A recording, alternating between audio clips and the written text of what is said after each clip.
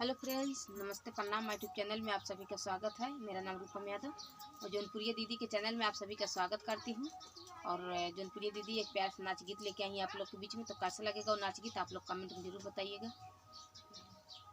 Hello friend, नमस्ते। मैं जौनपुरी दीदी के चैनल में मैं आप लोग का स्वागत करती हूँ। मैं एक चुटकुला गीत गाने जा रहा हूँ। आप लोग को अच्छा लगे तो लाइक करना, ज़्यादा से ज़्यादा शेयर करना, सब्सक्राइब करना और कमेंट बॉक्स में ज़रूर बताना कि हमारा चुटकुला गीत आप लोग को कैसे लगा।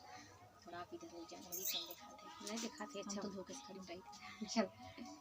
पानी भरने न जाब नजर लागे, पानी भरने न जाब नजर लागे, ससुरों का बोलिया सही सुन ले बाई, ससुई का बोलिया जहर लागे, पानी भरने न जाब नजर लागे, पानी भरने न जाब नजर लागे, पानी भरने न जाब नजर लागे, पानी भरने न जाब नजर लागे, जेठवा की बोलिया सही सुन ले बाई, जेठानी का बोलिया जहर लागे, पानी भरने न जाब नजर लागे, पानी भरने न जाब नजर लागे, पानी भरने न जाब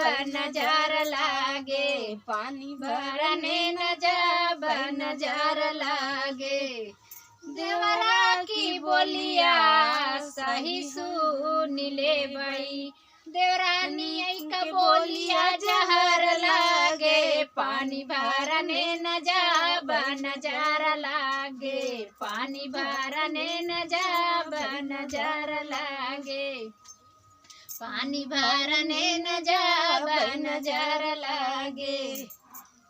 तो ये गीत कैसा लगा आप लोग कमेंट में जरूर बताइएगा और ढेर सारा प्यार दिला, आशीर्वाद दीजिए, दीदी का सपोर्ट